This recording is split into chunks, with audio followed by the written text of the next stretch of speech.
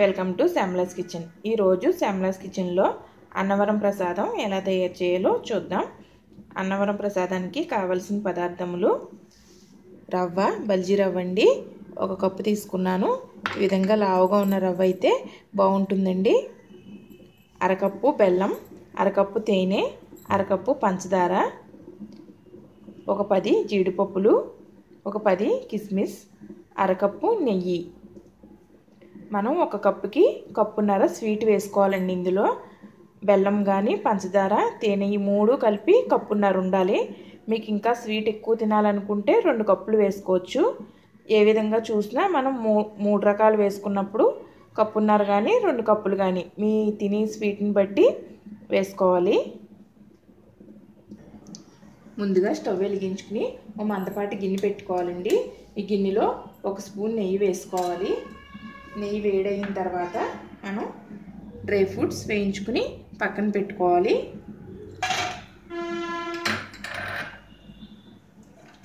దోరగా వచ్చేంత వరకు వేయించుకోవాలి। ఈ విధంగా దోరగా వచ్చేంత వరకు వేయించుకుని పక్కన పెట్టుకోవాలి। ఇప్పుడు అదే గిన్నెలో మరో కొంచెం నెయ్యి వేసుకోవాలి। 1 స్పూన్ నెయ్యి వేసుకుని పచ్చివాసన పోయేంత వరకు ఈ రవ్వను వేయించుకోవాలండి।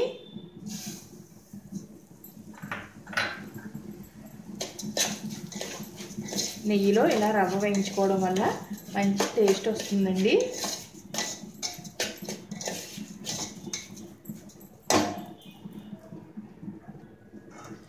రవ్వ మాడిపోకుండా కదుపుతూ వేయించుకోవాలండి పచ్చివాసన పోయేంత వరకు।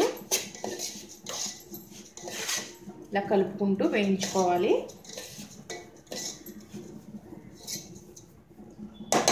ఈ విధంగా రవ్వ వేగిన తర్వాత 1 కప్పు రవ్వకి 3 కప్పులు వాటర్ వేసుకోవాలండి। వాటర్ వేసుకుని రవ్వ ఉడికించుకోవాలి।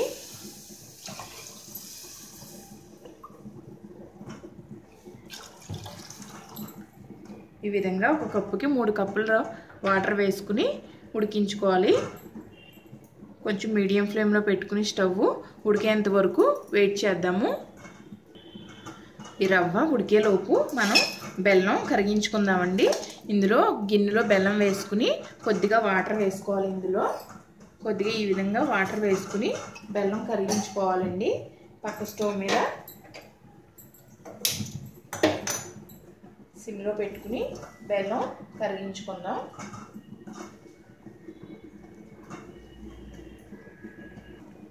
ఇలాంటి ప్రసాదాలు చేసుకున్నప్పుడు ఈ విధమైన బెల్లం తీసుకుంటే బాగుంటుందండి। ఇలా అచ్చు బెల్లం చాలా టేస్టీగా ఉంటుంది బెల్లం వేసుకోవడం వల్ల। మామూలు బెల్లం కన్నా ఇలా అచ్చు బెల్లం వేసుకుంటే టేస్ట్ బాగుంటుంది। రవ్వ చక్కగా ఉడికిపోయిందండి। ఈ విధంగా వాటర్ అంతా డ్రై అయిపోయి చక్కగా ఉడికిపోయింది। ఇంకొంతసేపు 1-2 నిమిషాలు మగ్గితే సరిపోతుంది।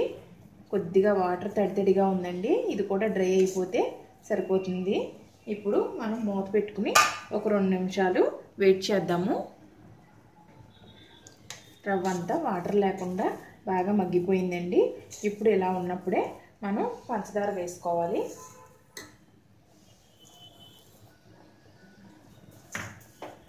పంచదార కరిగేంత వరకు మనం దీన్ని ఇలా ఉడికించుకోవాలి కలుపుకుంటూ।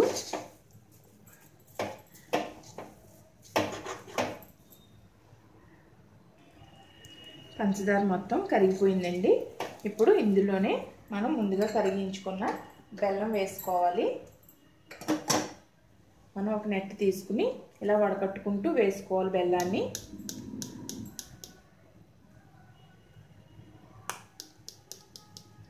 లేదంటే బెల్లంలో కొంచెం గడ్డి అలాంటివి ఉంటాయండి, తయారు చేసేటప్పుడు దానికి అంటుకుని ఉంటాయి।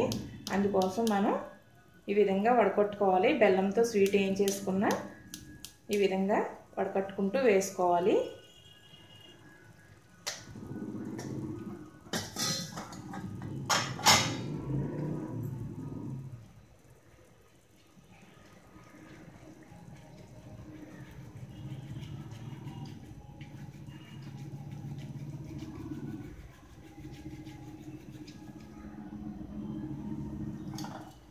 ఇప్పుడు అంతా కలిసేలాగా కలుపుకుంటూ మనం బెల్లంతో ఉడికించుకోవాలి. బెల్లం వేసుకున్న తర్వాత కొంచెం లూజ్గా అవుతుందండి. ఇప్పుడు దగ్గర పడేంత వరకు దీన్ని ఇలా కలుపుకుంటూ ఉడికించుకోవాలి, లేకపోతే అడుగంటిపోతుంది. సిమ్లో పెట్టుకుని ఉడికించుకోవాలండి, లేకపోతే గిన్నెకి అడుగున అంటుకుపోతుంది. ఈ విధంగా కదుపుకుంటూ ఉడికించుకుందాము ఒక 5 నిమిషాలు. చక్కగా రవ్వ బెల్లం అంతా కలిసిపోయిందండి. చక్కగా ఉడికిపోయి ఇలా దగ్గర పడిపోయింది. ఇప్పుడు ఇందులో డ్రై ఫ్రూట్స్ వేసుకోవాలి, అలాగే నెయ్యి కూడా వేసుకోవాలి.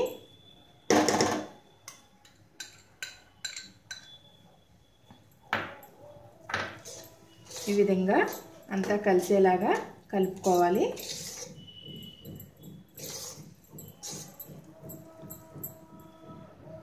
ఇప్పుడు తేనె వేసుకోవాలండి. బెల్లంతో అయినా చేసుకోవచ్చండి, తేనె ఆప్షనల్. టేస్ట్ బాగుంటుందని వేస్తున్నాను నేను. మీకు ఇష్టం లేకపోతే వేసుకోని అవసరం లేదు. ఇప్పుడు మొత్తం కలిసేలాగా కలుపుకోవాలి. తేనె వేయడం వల్ల మంచి రుచి వస్తుందండి.